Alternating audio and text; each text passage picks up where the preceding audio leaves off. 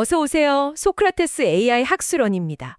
본 영상은 인공지능 기술을 활용하여 허구성, 과장성, 추측성 정보를 걸러내고 검증된 정확한 지식만을 엄선하여 전해드립니다.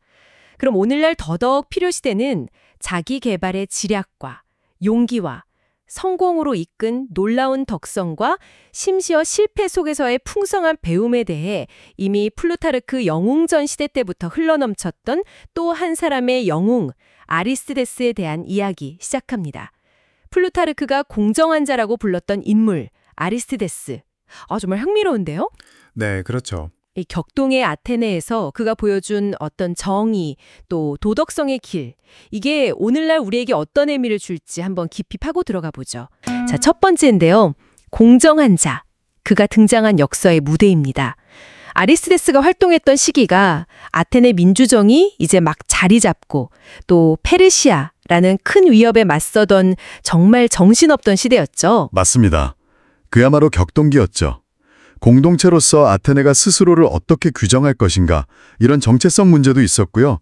또 동시에 정말로 도덕적인 리더십이 현실 정치에서 가능할까 하는 아주 근본적인 질문이 던져지던 때였습니다. 그런 시대였군요. 그래서 플루타르크는 아리스티데스를 그냥 정치인 중 한 명이 아니라 정치라는 그 장 안에서 정의 자체를 실현하려고 했던 인물로 본 거죠. 특히 그 라이벌이었던 테미스토클레스와의 대립구도가 아주 인상 깊어요. 이게 단순한 권력 싸움이라기보다는 정치 철학의 충돌처럼 보이기도 하고요. 정확히 보셨습니다. 공정한 도덕 통치를 내세운 아리스티데스, 그리고 실용적인 전략 통치, 이걸 중시한 테미스토클레스. 네, 이 둘의 갈등은 당시 아테네가 어떤 길로 가야 하는가 그 고민을 그대로 보여주는 거죠. 아하. 심지어 그 오스트라키즘, 도편 추방제로 아테네에서 쫓겨나는 그 순간마저도요, 오히려 그의 도덕성을 더 빛나게 만들었다는 점. 플루타르크는 바로 그 점에 주목했어요. 추방당하면서 오히려 영웅이 된 그런 역설이죠. 정말 역설적이네요. 그 부분이. 그럼 두 번째로 넘어가서 왜 지금 우리가 이 아리스티데스를 다시 봐야 할까요? 이 혼란스러운 시대에 그의 삶에서 어떤 현재적인 의미를 찾을 수 있을지요? 그의 삶 자체가 공익우선 그리고 정의 실현이라는 가치를 보여주는데요. 이건 시대를 초월하는 가치잖아요. 그렇죠. 특히 요즘 정치 상황, 사익 추구나 어떤 당파적 이익 같은 게 많이 보이는데 그런 것과 비교해보면 더 와닿죠. 근데 중요한 건 그가 그냥 뜬구름 잡는 이상주의자가 아니었다는 거예요. 현실 속에서 그 도덕적 신념을 어떻게든 실현하려고 애쓴, 말하자면 실천적 이상주의자였다는 점이죠. 실천적 이상주의자라 흥미로운 표현인데요. 혹시 구체적인 예가 있을까요? 네. 그 델로스 동맹 처음 만들 때요, 동맹국들한테서 이제 군자금을 걷어야 하는데 이게 얼마나 민감한 문제겠어요. 그렇죠. 돈 문제니까요. 바로 그때 아리스티데스가 그 분담액을 정하는 역할을 맡았거든요.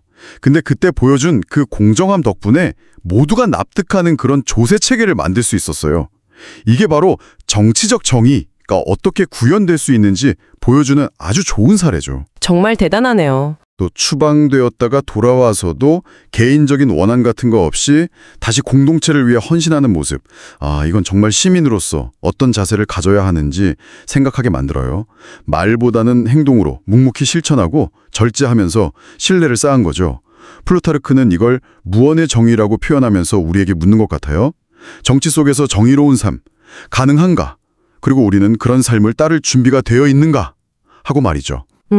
깊은 질문입니다. 세 번째로 그의 출생과 가문을 좀 보죠. 귀족 출신이었다고요? 그런데 어떻게 민중의 지지를 받는 정의의 상징이 될 수 있었을까요? 이게 좀 모순적으로 들릴 수도 있겠는데요. 네, 맞아요. 그는 아테네에서도 아주 유서 깊은 귀족 가문 출신이었습니다. 좋은 교육이나 인맥 같은 유리한 조건들을 다 갖추고 있었죠. 그럼에도 불구하고. 네. 하지만 아리스티데스는 그런 배경을 자신의 어떤 특권이나 이익을 위해서 사용하지 않았다는 겁니다. 오히려 귀족이라는 그 배경을 넘어서서 모든 시민을 위한 공공의 정의에 헌신했기 때문에 더 넓은 신뢰를 얻을 수 있었던 거죠.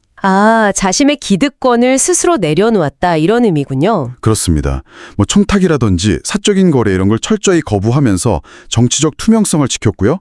심지어 자신이 귀족인데도 불구하고 그 도편 추방이라는 민주정의 절차를 받아들였어요. 이걸 통해서 특권 의식에 얽매이지 않고 민주주의 질서를 존중한다는 걸 스스로 보여준 거죠. 자신의 출신 배경을 사적인 이익이 아니라 공공의 가치를 실현하는 디딤돌로 삼은 셈입니다. 네 번째 포인트로 넘어가 볼까요? 그럼 그의 성품은 과연 어떻게 형성되었을까? 어린 시절 이야기인데요. 어린 시절부터 좀 남달랐다고 하던데 그의 성품 형성기는 어땠을까요? 플루타르크 기록을 보면요. 아리스티데스는 어릴 때부터 유난히 공정함을 중요하게 생각했다고 해요. 정해진 규칙은 철저히 지키고 또 불의는 참지 못하고. 아, 어릴 때부터요? 네. 근데 흥미로운 점은 나중에 그의 라이벌이 되는 그 테미스토클레스 있잖아요. 그 사람은 어릴 때부터 계산이 빠르고 현실 감각이 아주 뛰어났다고 묘사되거든요. 그러니까 초기부터 두 사람의 어떤 기질적 차이가 확 드러나는 거죠. 아하, 신념과 윤리를 중시하는 아이였군요, 아리스티데스는. 네, 뭐 단순히 착했다기보다는 옳고 그름에 대한 자기만의 기준이 아주 분명했던 것 같아요.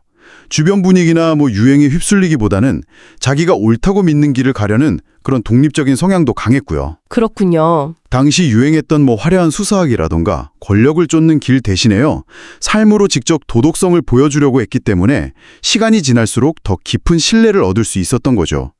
결국 어떻게 살아야 하는가 이 질문에 대한 그 자신의 답이 그의 인생 전체를 꿰뚫는 어떤 중심축이 된 셈입니다. 자, 다섯 번째입니다. 그렇게 형성된 성품을 바탕으로 이제 정치 무대에 첫 발을 내딛게 되는데요. 그의 초기 정치 활동과 명성은 어떻게 시작되었을까요? 그 아테네 민주정 이행기라는 혼란 속에서요. 그가 뭐 특별히 말을 아주 잘하거나 사람들을 휘어잡는 그런 카리스마가 있었던 건 아니에요. 아, 그랬군요. 그럼에도 불구하고 그의 어떤 일관된 삶의 태도, 그리고 공공성에 대한 헌신, 이런 것들이 알려지면서 자연스럽게 민중의 신뢰를 얻어서 공직에 진출하게 됩니다. 조용한 리더십이라고 할 수 있겠네요. 맞습니다. 뭐 급진적인 변화보다는 기존의 법과 전통을 존중하면서 민주주의 질서를 차분하게 강화해 나가는 그런 조용한 개혁가에 가까웠죠. 특히 그 군사행정관 스토테고스로 활동할 때는요. 원칙과 절차를 아주 공정하게 지키는 모습으로 장기적인 신뢰를 쌓았습니다. 아, 그 역할이 중요했겠네요. 네. 근데 이 시기에 테미스토클레스와의 갈등은 더 깊어지는데요. 예를 들어서 테미스토클레스가 강력하게 추진했던 해군력 증강 정책에 대해서 아리스티데스는 그 필요성 자체를 부정한 건 아니에요. 하지만 그 방식이나 속도가 가져올었던 도덕적 해이, 또 공동체 균형 파괴 이런 걸 우려하면서 신중론을 펼쳤습니다. 도편 추방제가 남용될 가능성도 경계했고요. 신중했군요. 결국 그의 명성은 어떤 화려함보다는 책임감, 절제, 그리고 꾸준한 실천, 바로 거기서 비롯된 것이었습니다. 들어보니 아리스티데스가 왜 공정한 자로 불렸는지 그의 초기 삶의 모습에서부터 그 이유를 충분히 짐작할 수 있을 것 같습니다. 여섯 번째, 정의로 대표된 리더십, 아리스티데스의 아레테입니다. 플루타르크가 이 아리스티데스의 핵심 덕목으로 정의, 디카이오시네를 꼽았는데 이게 그냥 법 잘 지킨다 이런 뜻은 아니죠. 네, 그 이상이죠. 고대 그리스에서 말하는 아레테, 그러니까 어떤 탁월성과 연결되는 개념인데요. 단순한 도덕적 선함이라기보다는 공동체 안에서 자기 역할을 제대로 해내는 그런 정치적인 탁월함에 더 가깝습니다. 아, 정치적 탁월함이요? 네, 아리스티데스는 개인의 명예나 권력보다는 공동체 전체의 공정한 질서를 훨씬 중요하게 생각했어요. 그리고 그 정의를 그냥 말로만 한 게 아니라 삶으로 보여준 거죠. 그 델로스 동맹 분담금 산정할 때 이야기가 딱 그거네요. 맞습니다. 그게 정말 대표적인 예죠. 각 도시들 사정, 뭐 경제력이든 위치든 역할을 다 고려해서 누구도 불만을 거의 안 가질 정도로 공정하게 비율을 정했다는 거잖아요. 네, 그렇죠. 이게 그냥 원칙만 내세운 게 아니라 진짜로 사람들의 마음을 얻고 신뢰를 쌓는 능력이었던 거죠.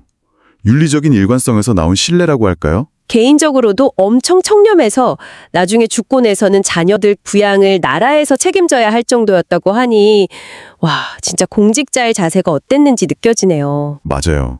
권력 앞에서도 굉장히 절제하고 겸손했고요. 공동체의 장기적인 안정을 늘 먼저 생각했어요. 스트라테고스, 그러니까 최고사령관일 때도 뭐 당장의 영광보다는 질서, 인기를 얻기보다는 원칙을 따랐죠. 그러다 결국 도편 추방까지 당한 거고요. 네. 그만큼 그에게 정의는 뭐랄까 정치적인 계산이나 수단이 아니라 그냥 삶의 기준 그 자체였던 겁니다. 그 확고함이 때로는 또 엄청난 갈등을 만들기도 했을 것 같아요. 자, 그럼 7번째. 적보다 무서운 내부의 대립. 테미스토클레스와의 갈등입니다. 아, 이 두 사람의 대립은 정말 유명하죠. 네, 그렇죠. 완전히 다른 스타일이었으니까요. 아리스티디스는 원칙주의자, 테미스토클레스는 실용주의자. 아테네의 방향을 두고 정말 크게 부딪혔어요. 플루타르크는 테미스토클레스가 아리스티데스를 좀 경계하고 장애물처럼 저겼다고 썼다면서요? 네, 그렇게 묘사하죠. 아리스티디스 입장에서는 또 테미스토클레스의 그 야심이나 화려한 수사 같은 걸 경계했고요. 그래도 공익의 관점에서 보려고 노력은 했지만요. 결국엔 테미스토클레스의 선동이랄까? 공세 때문에 아리스티데스가 도편 추방을 당하잖아요. 네. 아테네 민주정의 좀 복잡한 면이죠. 그때 그 유명한 일화가 있잖아요. 글 모르는 시민이 와서 도편에 이름 좀 써달라고 했는데 그게 하필 아리스티데스 본인 이름이었던 거죠. 아, 맞아요. 근데 그냥 묵묵히 써졌다는. 네. 참, 권력에 전혀 집착하지 않는 공동체의 결정을 존중하는 그런 태도를 보여주는 상징적인 장면 같아요. 근데 진짜 대단한 건 그렇게 추방당했는데도 페르시아가 쳐들어오니까 사적인 감정은 다 접어두고 테미스토클레스 전략을 지지하고 살라미스해전이나 플라타이아의 전투에서 협력했다는 거 아니에요. 그렇죠. 개인적인 원함보다 공동의 선을 먼저 생각한 거죠. 이게 바로 플루타르크가 말하는 메갈롭시키아, 뭐랄까, 위대한 영혼의 모습 아닐까요? 어떻게 보면 이 갈등이 역설적으로 아리스티데스의 그 덕성, 절제 이런 걸 더 돋보이게 만들어준 셈이네요. 패배했지만 존경을 얻은 거니까요. 네, 맞습니다. 패배 속에서도 원칙을 지키는 모습이 오히려 사람들에게 더 큰 울림을 준 거죠. 자, 이번에는 8번째입니다. 방패가 아닌 저울을 들다. 정치적 판단과 전략적 통찰인데요.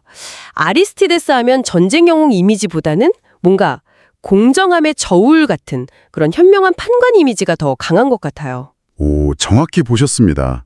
그의 강점은 확실히 전투 능력보다는 정치적인 판단력, 공동체를 보는 통찰력이었어요. 항상 그 윤리적인 균형을 잡으려고 했죠. 예를 들면 어떤 게 있을까요? 예를 들어 테미스토클레스가 해군력을 막 키우자고 할 때 아리스티데스는 좀 신중해야 한다고 했거든요.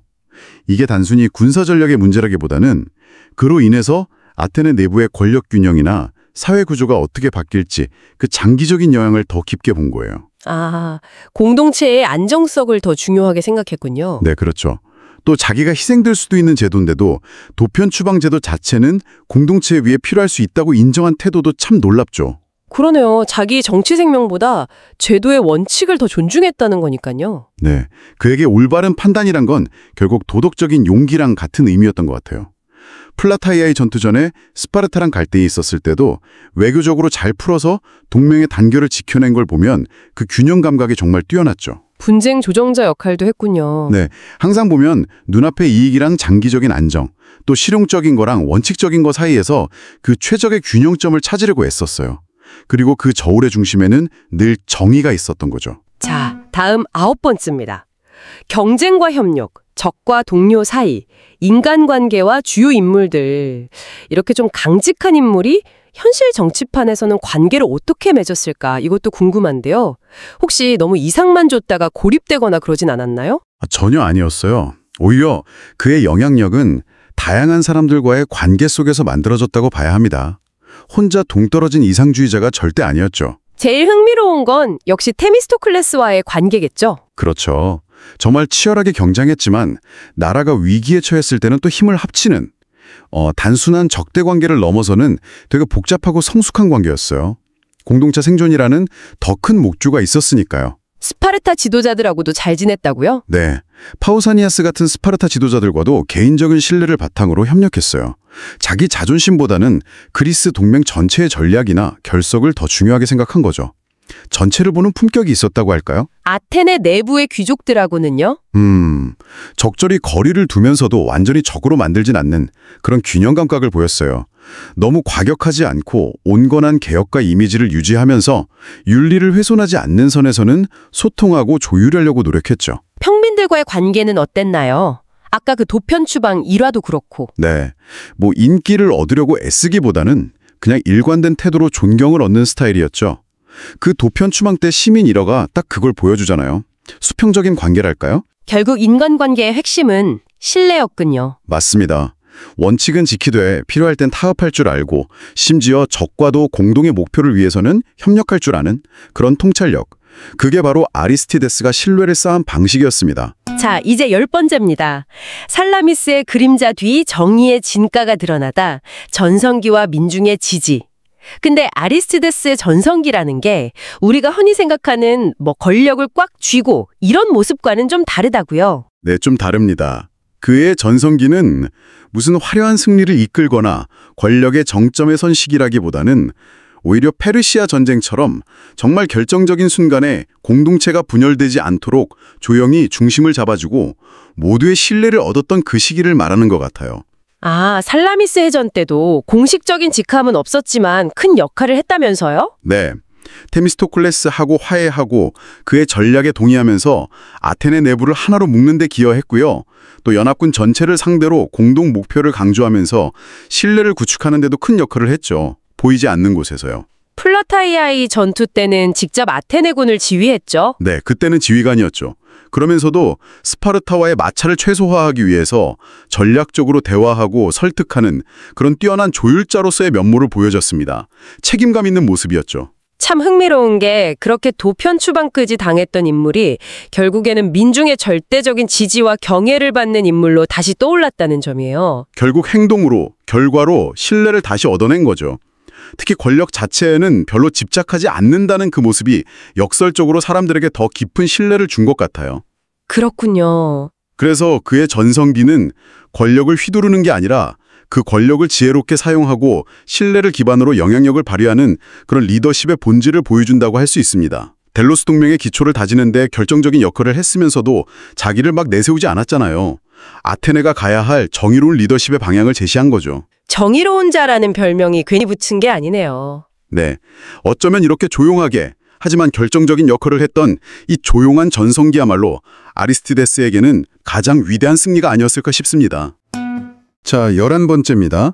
추방되었으되 영광스러운 자, 아리스티데스의 몰락과 또 도덕적 승리. 그 고대 아테네의 도편 추방제, 오스트라키즘이라고 하죠. 이게 잠재적 위협 인물을 시민 투표로 10년이나 국외로 내쫓는 제도였잖아요. 네, 맞아요. 실질적인 범법 행위보다는 대중의 감정이나 그 당시 정치 분위기가 기준이 될 때도 있었고요. 근데 아리스티데스가 추방된 이유가 정말 좀 뜻밖이에요. 무슨 범죄나 권력남용 이런 게 아니라 그냥 너무 공정하고 정의롭다. 이게 반감을 샀다는 거잖아요. 네, 플루타르크가 전하는 그 유명한 일화가 딱 그 상황을 보여주죠. 그 일 모르는 시민 한 명이 아리스티데스인 줄도 모르고 다가와서 저기 아리스티데스 이 사람이 너무 정의로워서 아주 지긋지긋하다. 이러면서 도편에 그 사람 이름 좀 써달라고 부탁했다는 거요. 아, 그 이야기. 근데 아리스티데스가 그걸 듣고도 그냥 조용히 자기 이름을 써줬다는 거 아니에요? 와. 그렇죠. 이게 단순히 제도를 존중한다 이런 차원을 넘어서는 거죠. 그 정의로움 자체가 어떻게 보면 대중의 시기 또는 정치적 견제의 대상이 될 수 있는지 민주주의의 좀 복잡한 면을 보여주는 장면이라고 할 수 있습니다. 정말 흥미로운 지점인데요. 그러니까 개인의 어떤 탁월한 덕성이 오히려 정치적으로는 몰락의 원인이 될 수도 있다. 이런 역설이네요. 네, 맞아요. 하지만 추방된 이후에도 그는 조국에 대한 충성심을 버리지 않았죠. 네, 페르시아 전쟁이라는 국가 위기가 딱 닥치니까 아테네가 그를 다시 불렀고. 그렇죠. 원한 같은 거 없이 그냥 즉시 복귀해서 플라타이카이아 전투, 그러니까 페르시아군을 거의 최종적으로 격퇴한 그 중요한 전투 아닙니까? 그걸 지휘하고. 맞아요. 그리고 그 이후에는 델로스 동맹의 초기 기틀, 그 조세 체계까지 설계했고요. 네. 여기서 진짜 주목할 점은 그의 복귀나 이런 역할이 무슨 정치적 수완이나 거래가 아니었다는 거예요. 오롯이 그의 어떤 도덕적 권위 그리고 대중의 신뢰에 기반했다는 거죠. 하긴 추방당했던 인물이 아무런 앙금 없이 다시 국가 중책을 맡는다는 건 정말 이례적인 일이죠. 네, 플루타르크는 이걸 그냥 개인의 명예회복, 이걸 넘어서 아테네 공동체가 정의라는 가치를 다시 한번 확인하고 받아들인 그런 상징적인 사건으로 해석합니다. 결국 진정한 정의는 뭐 일시적으로 외면받을 수는 있어도 궁극적으로는 공동체 안에서 그 가치를 인정받게 된다. 이런 메시지군요. 맞습니다. 바로 그겁니다. 자, 그럼 이제 12번째인데요. 최후의 순간, 그리고 후대의 존경, 그의 죽음과 이후의 영향력입니다. 아리스티데스의 죽음은요, 그의 삶처럼 뭐랄까 그렇게 극적이지는 않았어요. 조용했다고 전해집니다. 아, 화려한 전사나 뭐 비극적인 최후 이런 게 아니고요. 네, 그냥 평생 지켜온 겸손함, 절제, 이걸 끝까지 유지한 담담한 마무리였다고 할 수 있죠. 플루타르크에 따르면 정말 놀랄 만큼 가난하게 세상을 떠났다고 해요. 그래서 국가가 그의 자녀들 결혼 비용이나 생계까지 지원해야 할 정도였다고 하니까요. 와, 근데 그 가난이야말로 그가 평생 권력을 사적으로 쓰지 않았다는 가장 강력한 증거 아닐까요? 그렇죠. 바로 그 점 때문에 오히려 사후평가는 더 높아졌습니다. 당대 아테네 시민들뿐만 아니라 후대 그리스, 로마 철학자들 있지 않습니까? 네, 뭐 키케로나 그 청렴의 대명사 카토 같은 로마 정치가들까지요. 네, 맞아요. 그들에게까지 정의의 표본으로 칭송받았죠. 숨겨진 그 청렴함. 이게 뭐 화려한 업적이나 권력 없이도 오직 덕성, 그리고 공동체를 위한 헌신만으로도 얼마나 깊은 울림을 줄 수 있는지 보여주는 것 같아요. 그렇습니다. 국가가 이례적으로 그의 무덤까지 마련해줬다는 사실 자체가 그의 위상을 딱 말해주는 거죠. 아테네 내부가 좀 정치적으로 혼란스러울 때마다 그의 그 원칙적인 리더십이 이상적인 모델로 계속 소환되었다면서요? 네, 특히 델로스 동맹에서의 그 공정한 행정, 이런 역할은 도덕적 판단의 중요성을 일깨우는 사례로 계속 재평가되었고요. 문학, 철학, 심지어 시민 교육에서까지 정의의 화신으로 그려졌다는 건 그가 단순한 역사적 인물을 넘어서는 어떤 이상을 구현했기 때문이겠죠. 맞습니다. 결국 그는 생전의 관세가 아니라 사후의 그 깊은 존경을 통해서 불멸의 명성을 얻은 아주 특별한 사례라고 할 수 있겠습니다. 자, 이어서 13번째입니다. 플루타르크가 말하는 정의의 사표 아리스티데스에 대한 평가와 비교. 영웅전을 보면 플루타르크가 아리스티데스를 묘사하는 방식이 상당히 좀 신중하고 사려 깊다는 인상을 받아요. 네, 그렇죠. 단순한 정치가나 군인, 이걸 넘어서 마치 도덕성 그 자체를 구현한 인물처럼 그려내면서 시대를 초월하는 모범으로 제시하려는 것 같아요. 특히 그 라이벌이었던 테미스토클레스와의 비교를 보면 플루타르크의 의도가 아주 명확하게 드러나죠. 아, 맞아요. 테미스토클레스. 네, 테미스토클레스의 그 비상한 능력, 아테네를 구한 공적, 이런 건 다 인정합니다. 인정하면서도 그의 어떤 기회주의적인 면모나 윤리적인 약점들, 이런 걸 꼭 지적하거든요. 반면에 아리스티데스는 어떻고요? 아리스티데스에 대해서는 야망은 좀 부족했을지 몰라도 그 흔들리지 않는 원칙, 공동체의 깊은 신뢰, 그리고 아까 말한 그 가난하지만 당당했던 죽음, 이걸 부각시키죠. 아, 실용적인 능력보다는 역시 도덕적 견실함이 더 근본적이고 지속적인 가치다. 이걸 강조하는 거군요. 그렇죠. 로마 공화정의 이상적 인물로 꼽히는 카토나 파비우스 같은 인물들과 비교하면서 아리스티데스가 보여준 공정함, 책임감, 금욕주의적인 태도, 이런 게 특정 시대나 문화권을 넘어서는 보편적인 리더의 덕목이다라는 걸 암시하기도 하고요. 결국 플루타르크가 우리에게 던지는 질문은 이런 거 아닐까요? 정치란 게 기술의 문제인가 아니면 그 리더의 인격과 태도의 문제인가? 네, 핵심은 바로 그거죠. 아리스티데스의 삶이 정의나 도덕이 그냥 이상이나 구호가 아니라는 것. 현실 정치 속에서 구체적으로 실현될 수 있는 실천적 가치라는 걸 증명한다는 데 있습니다. 플루타르크는 그를 통해서 혼란한 시대에도 사회를 지탱할 수 있는 도덕적 중심축이란 무엇인지 탐색하면서 우리 각자에게 묻고 있는 거죠. 당신은 당신의 삶과 공동체 안에서 공정함을 실현할 준비가 되어 있는가 하고요. 자, 이제 14번째입니다. 오늘 우리가 정의를 꿈꾸려면 아리스티데스의 현대적 의미, 현대사회에서 정의라는 말이 참 너무 자주 정치적인 수사로만 소비되는 경향이 있잖아요. 네, 맞아요. 약간 구호처럼 쓰일 때가 많죠. 그렇죠. 하지만 아리스티데스의 이야기는 정의가 구호가 아니라 한 인간의 삶 전체를 통해 어떻게 구현될 수 있는지 보여주는 아주 강력한 신뢰라고 생각합니다. 그의 도덕성이 개인적인 차원을 넘어서 어떤 공적인 책임감으로 확장되었다는 점에서 특히 의미가 깊고요. 그가 던지는 그 질문, 정의는 여전히 실현 가능한가? 이게 리더십의 위기나 불신이 만연한 오늘날 더 절실하게 다가오는 것 같아요. 저도 공동체의 결정으로 받아들이는 그 성숙한 자세, 이런 건 정말 시대를 초월해서 요구되는 리더의 덕목이죠. 말 그대로 책임지는 정치의 본질을 보여준다고 할까요? 근데 참 아이러니하게도 그렇게 정의고웠던 아리스토텔레스조차 대중의 변덕이나 정치적 이유로 배척당했던 경우 있잖아요. 이게 오늘날 우리 사회에도 경고를 주는 것 같아요. 맞습니다. 사회가 때로는 가장 가치 있는 것을 알아보지 못하거나 외면할 수도 있다는 그 위험성, 그걸 보여주죠.